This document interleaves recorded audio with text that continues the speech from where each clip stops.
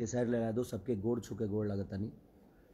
और लाइव आवे के एगो कारण रहा, जगह हमेशा वो लोग हमारे साथ दिले बानी, दुख सुख जब भी प्रॉब्लम होइले सबसे ज़्यादा प्यार हुआ सबके मिलेला हमारे जनता रूपी श्रोता, भगवान रूपी श्रोता के।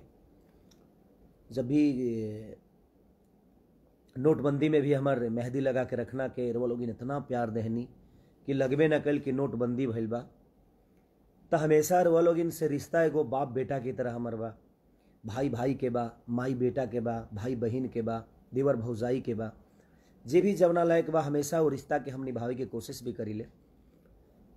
वहीं वो लोग जब भी हमार सिनेमा नोटबंदी के बाद जब भी जतो जौन भी सिनेमा रिलीज भइल बा, वो लोग इतना प्यार और मोहब्बत हमार गाना चाहे जौन भी होके जितना भी रिलीज होला, सीजन के सबसे ज़्यादा गाना गावेला ही हम, और गाई भी ऐसे गाई ले कि हर फ्लेवर के हम चीज़ देहल चाहिए कि केकरा कौन चीज़ पसंद आ जाई, कोनो ठीक नहीं है, तो कोशिश करीले कि हर चीज़ के हम वो सबके बीच में रखें और वो सबके मोहब्बत और प्यार में हमेशा बनल रही। बस यही के चलते ज़्यादा गाना गावे के पड़ेला हमके कि हर फ्लेवर के लोग बा, हर आदमी केहू भक्ति पसंद करेला, तो केहू गरम गाना पसंद करेला, तो केहू हर चीज़। अब हमनिए के बाबा केहू सतुआ खाइल पसंद करेला, हमके लिट्टी चोखा पसंद बा, जैसे कि लिट्टी चोखा के हमारा ट्रेलर भी रिलीज होके वाला बा और वो सबके बीच में, तो ओकरो के प्यार 31 तारीख के शायद रिलीज हुई, तो वो लोग ढेर सारा प्यार और मोहब्बत दे। उससे पहले हमारे होली में भी और इन्हें बीच में इतना ठंडी में रिलीज हमारे भरला दुल्हन हुई जो पिया मन भावे, और वो लोग इतना प्यार देने कि इस साल के सबसे ज़्यादा कमाए वाला उस सिनेमा बनल। अभी तो साल बढ़ले बा बहुत, अभी सिनेमा सबके भी रिलीज हुई, सबके प्यार मोहब्बत वो लोग मिली ले, लेकिन हमके स्पेशल प्यार हुआ सभी दिले। एकरा खातिर हम ताहे दिल से शुक्रिया अदा करब रउआ सबके कि वो लोग इतना प्यार दिले अपना बेटा अपना भाई के कि का बताई हम। शायद ही कर्जा हम 7 जन्म भी ले तब वो सबके कर्जा ना चुका पाए। कोशिश हमारा रहेला कि हमेशा, थोड़ा सा तबीयत खराब है 3 दिन से खांसी सर्दी और बुखार तीनों में हम उलझल बनी, पूरा गला बैठ गई बस, सर भारी दर्द से, लेकिन ओकरा बावजूदो शूटिंग ऐसे करत तनी कि केहू के नुकसान मत होके। और होली के ढेर सारा शुभकामना रउआ सबके।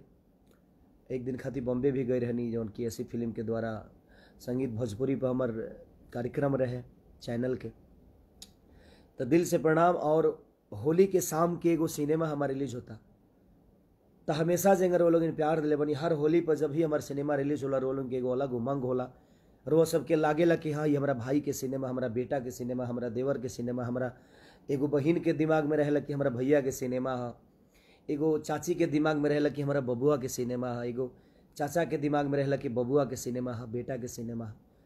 तो बस यही प्यार और आशीर्वाद। और इतना नोटबंदी के बाद हमार सिनेमा हर आदमी देख ले बा, और वो लोग बड़ा प्यार भी दिले बानी। हम ही ना कहब कि हाँ बाकी लोग के ना चलेला, जिक्र जौना हिसाब से बात सबके प्यार वो सबे दी ले, हमरा कर हमके विशेष प्यार हुआ सबके मिलेला। तो दिल से धन्यवाद भैया वो सबके। तो एगो सिनेमा हम बहुत बहुत मेहनत करके कैले बानी, और कहानी में सबसे ज़्यादा योगदान हम, क्योंकि हमार वो सपना रहे सैया अरब गे लेना, वो गाना से बहुत बड़ा पहचान हमके मिला रहे, जना में हम लड़की बन के डांस भी कैले रहनी, रोलों के पसंद भी आई रहे। तो दिल से एगो बड़ा सिनेमा कैले बनी, ओकरा के शूटिंग हमने के दुबई कैले बनी जा, और अभी भी बहुत खर्चा करनी उस सिनेमा में। यसी फिल्म के द्वारा उस सिनेमा बनल, प्रिमांशु भैया उसका डायरेक्टर बनी। रिलीज़ करे वाला हमार भाई बड़ भाई निशांत उज्ज्वल जी बानी, प्रशांत निशांत, जो उनकी इंडस्ट्री के सारे लोग के प्यारों भी रह चुकल बनी, आज भी प्यारों से बावे, लेकिन बहुत बढ़िया डिस्ट्रीब्यूटर हैं वहाँ के, और बड़ा प्यार मिलेला हर भाई के, चाहे वो केहू स्टार हो के, सबके बड़ा मोहब्बत और प्यार से वहाँ के सिनेमा के रिलीज़ भी करी ले। तो ऐसी फिल्म द्वारा ही सिनेमा बनल बजौना सिनेमा के नाम बस सैया अरब गे लेना।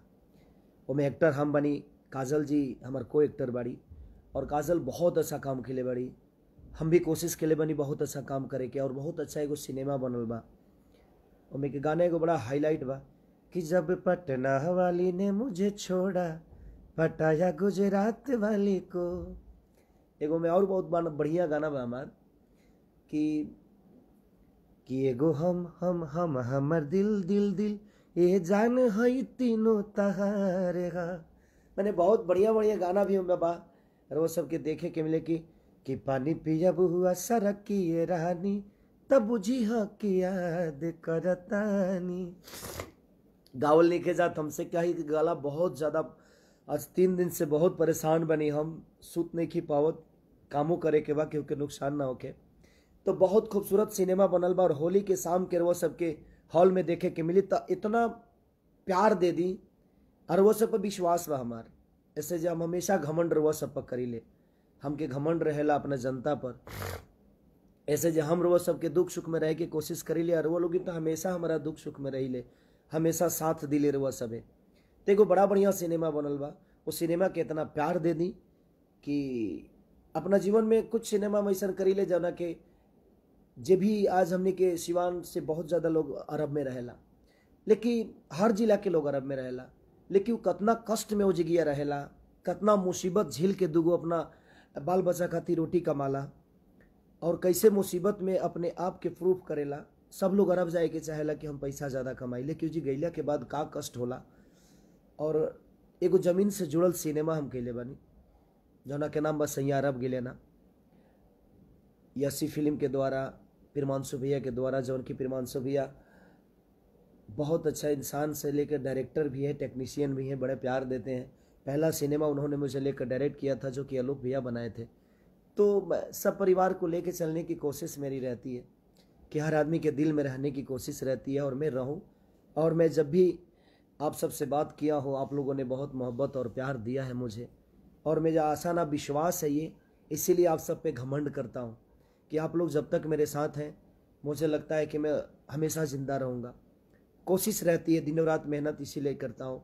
ऐसा नहीं कि बाकी लोग मेहनत नहीं करते, सब लोग अपने लेवल से करते हैं, बट मैं सोता ही नहीं। मैं कोशिश करता हूँ कि मैं खूब मेहनत करूँ, ताकि अपने ऑडियंस जो हमारी चाहती है, ऑडियंस की खेसारी हमको इंटरटेन करे, उस इंटरटेन के तरफ जितना भी हो सके मैं कोशिश करता हूँ।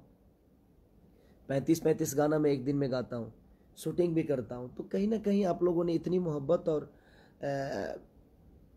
इतना प्यार से मुझे पाला है। आप लोगों ने, देखिए मेरे पापा मम्मी ने तो मुझे जन्म दिया है, बट जीवन आप सबने दिया है मुझे। मेरे मम्मी पापा का जितना योगदान है उससे कई गुना ज़्यादा आप सबका योगदान है मुझे यहाँ तक पहुँचाने में। मेरे मम्मी पापा ने इतना मुझे प्यार देकर बड़ा किया, लेकिन आपने इतना सम्मान दिलाया मुझे। मैं अपने मम्मी पापा को हमेशा प्यार इसलिए करता हूँ कि उस गरीबी में मेरे मम्मी पापा ने मुझे इतना बड़ा किया, सातों भाइयों को बड़ा किया, तो उनका योगदान तो बहुत बड़ा होता है। लेकिन इस दुनिया में अगर मुझे पहचान मिली तो आप सबकी बदौलत मिली मुझे पहचान। तो कोशिश करता हूँ कि आप सबके दुख सुख में हमेशा खड़ा रहूँ, और अपने दुख सुख में आप सबका भी हिस्सा बनाऊँ, ताकि आप लोग को भी समझ में आए कि मेरा भाई दुखी है, मेरा भाई खुश है। तो कोशिश रहती है।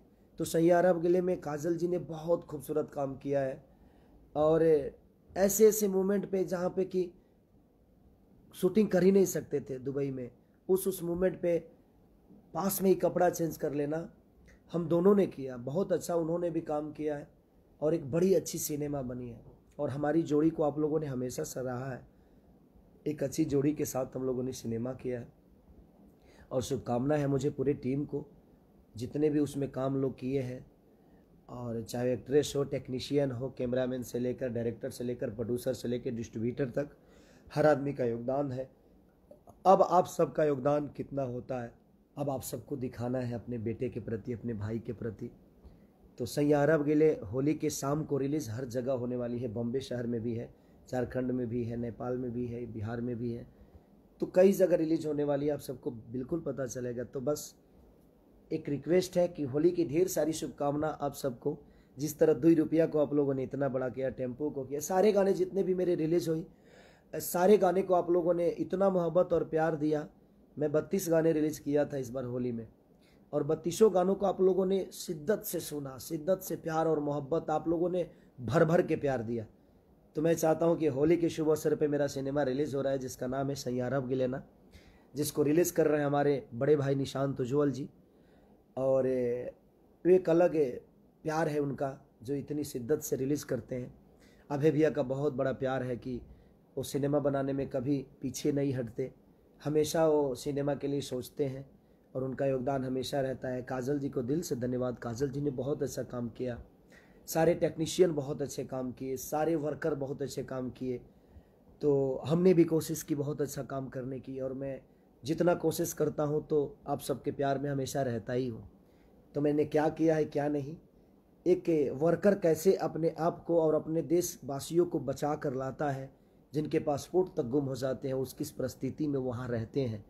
आप उस सिनेमा देखिएगा तो अरब रहने वाले लोगों की दुख एक समझ में आएगी आपको। ऐसा नहीं कि सब लोग दुखी होते हैं, लेकिन वर्कर जब जाते हैं तो वहाँ किस कष्ट में रहते हैं, और हम कहीं भी जाते हैं तो कितने कष्ट में वर्करों को कष्ट होती है, जो कि हमारे भाई हैं। तो बस यही कहना था आप सबसे कि होली की ढेर सारी शुभकामनाएं आप सबको। आप स्वस्थ रहिए, दारू वारू कम पीजिएगा। ऐसे भी बिहार में दारू बंदे हैं तो उसका तो डर हमें भी नहीं है, लेकिन फिर भी जो छीट फूट इधर उधर कहीं मिलता होगा तो उस दिन थोड़ा सा कल के दिन बचा दीजिएगा, क्योंकि आपको अगर कुछ हुआ तो आपके पीछे पूरी फैमिली है, आपकी दुनिया है, आपकी फैमिली। तो उस फैमिली का भी ख्याल रखना है आप सबको, कि आपके हरकतों से हमारी माँ नाराज़ ना हो, हमारी भाभियाँ नाराज़ ना हो, हमारी बहन नाराज़ ना हो, वो पिता नाराज़ ना हो। तो कोशिश रखना है, क्योंकि इस दुनिया में माता पिता का हमेशा ख्याल रखिए। उसमें मैंने माता पिता का कैसा इमोशन डाला है कि आपको समझ में आएगा, क्योंकि मुझे आभास है भैया, और मैं हर स्टेज पे भी बोलता हूँ कि अगर बीवी चली गई तो शायद हम दूसरी शादी कर सकते हैं, बट अगर माँ चली गई तो शायद हमें दूसरी माँ नहीं मिल सकती। बेटा नहीं रहा तो शायद हम दूसरा बेटा पैदा कर सकते हैं, बट पिता को पैदा नहीं कर सकते। तो कोशिश करिएगा, अपने माँ बाप को हमेशा सम्मान दीजिए, अपने माँ बाप को हमेशा खुश रखने की कोशिश करिए, क्योंकि उनके बिना हमारी जीवन अधूरी है। तो बस इसी के साथ मैं विराम देता हूँ अपने वाणी को, और बस मैं चाहता हूँ कि इतने भीड़ के साथ शाम को एंजॉय करिए, और बता दीजिए कि आप कितनी मोहब्बत खेसारी लाल यादव को, यशी फिल्म को, निशांत उज्ज्वल को, प्रशांत, हमारे प्रिमांशु भैया को, काजल रघवानी जी को आप कितनी मोहब्बत देते हैं अपने भाई को, इस खेसरिया को, खेसारी को नहीं, खेसरिया को। तो आप जब खेसरिया भी बोलते हैं तो बड़ा प्यार, क्योंकि उसमें अपनापन नज़र आता है। तो दिल से प्रणाम है आप सबको कि ऐसे ही प्यार और मोहब्बत सैयां अरब को दीजिए, और बताइए कि कितना मोहब्बत आप अपने बेटा और अपने भाई से करते हैं। Love you all, thank you so much.